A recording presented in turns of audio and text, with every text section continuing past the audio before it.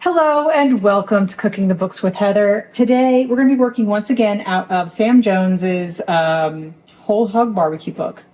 And we're going to be making barbecue baked beans. I've got my pan on medium high and I'm going to go ahead and put in, excuse my dog, some ground beef.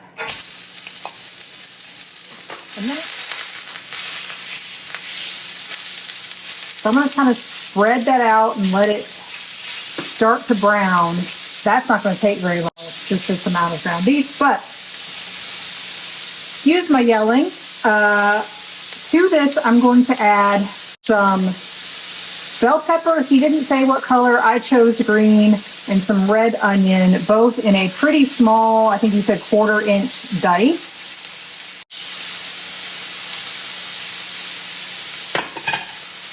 And we're just going to cook these until the beef is fully cooked and the vegetables are wilted. So they don't have to be fully cooked, but we do want them to do sort of cooking.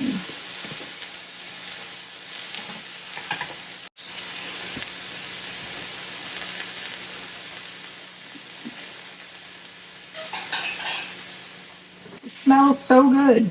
Peppers and onions cooking. It always smells delicious. Get the beef into kind of small bits while it's cooking, and we're just going to let that cook for a little bit. Okay. I'm going to call this done. The beef is cooked through. The vegetables are definitely starting to wilt. The onions are getting a little bit translucent. They don't have to be fully cooked.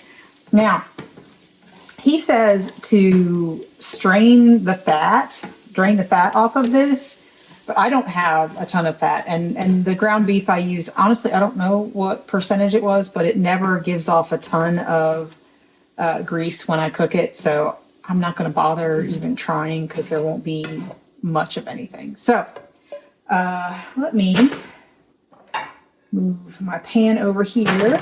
We're going to bake this in a 9x13. So I have that here.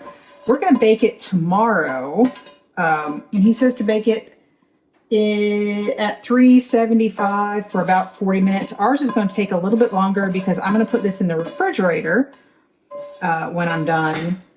So we'll be baking it sort of from cold, but so we'll see how long it takes us like that. But I figured this was a good way to get stuff started a little early.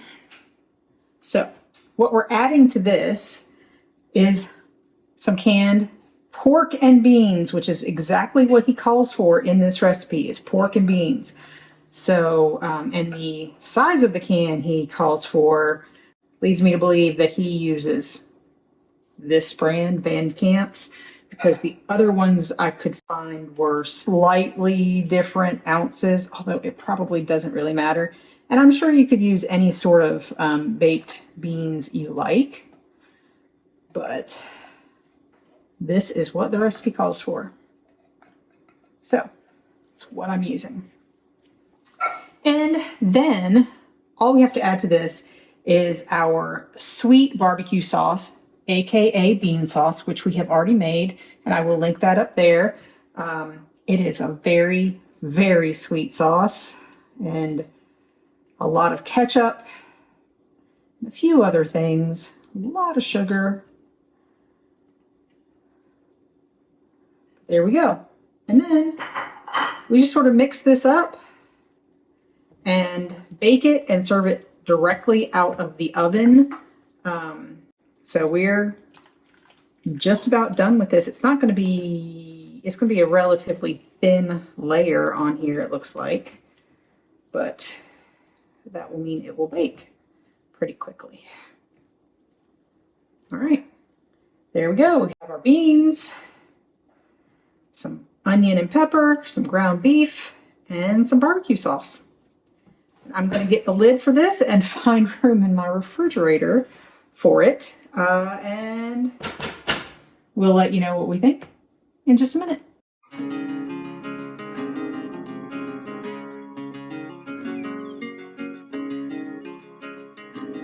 On this episode of Cooking the Books with Heather, you watched me make barbecue baked beans from Sam Jones's Whole Hog Barbecue Cookbook. And as I've said 3 times now, well, twice before, because we've had problems filming this video, this is exactly what I want when I'm looking for barbecue baked beans. I like the little flavor of the green pepper. I like the ground beef in it. I like the sweet sauce, and the beans were fine. They were cooked well. I don't like it when they're a little undercooked at all. Sometimes you get that at, restaurants. I don't know why. But this was my idea of the perfect barbecue baked beans. Not so much my husband's, apparently. Whatever. I don't care. I like it. He ate it. Kids liked it fine. In fact, I think, as I said another time, I have a friend who makes barbecue baked beans. I don't know what she puts in hers besides I know she puts ground beef in it, like in these ones, and I really like those, so I asked her to bring those a lot. But so now I guess I can make some that I like myself.